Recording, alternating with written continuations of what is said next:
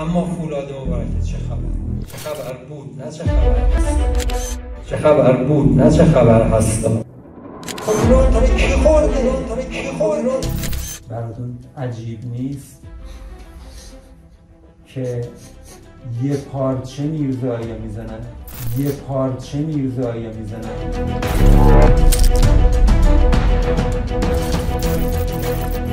تحقیق و تفحص ما مربوط به مهر 1397 تا مهر 1400.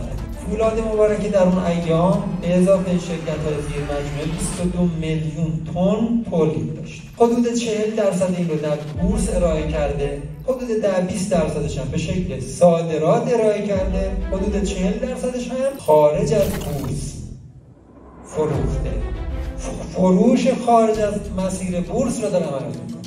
کیلویی 1000 تومان تفاوت داشته باشه میشه 89,000 میلیارد تومان. ما میرفتیم شهرک‌های صنعتی گله می‌کردم که ما به تفاوت قیمت کارخانه فولاد مبارکه و اون چیزی که به دست ما میرسه بسیار زیاده. و شما تو این 3 سال برای فولاد مبارکه 400-500 تا خریدار جدید روبرو میشید.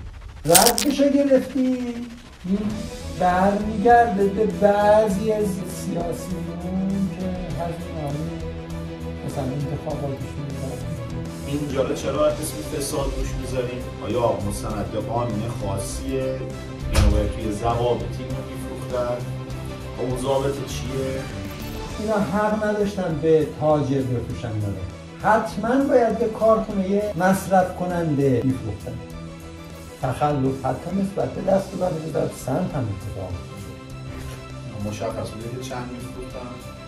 یعنی اینکه چرا آنتی درست تو اسناد مدارک ما همش پیداست و ما در اختیار قوه قضاییه گذاشتیم. گزارش تحقیق و تفحص فولاد مبارکه به کجا رسید؟ مرقوم بفرمایید بنویسید که در تاریخ بمونه 10 متهم دارد این برنامه فولاد مبارکه.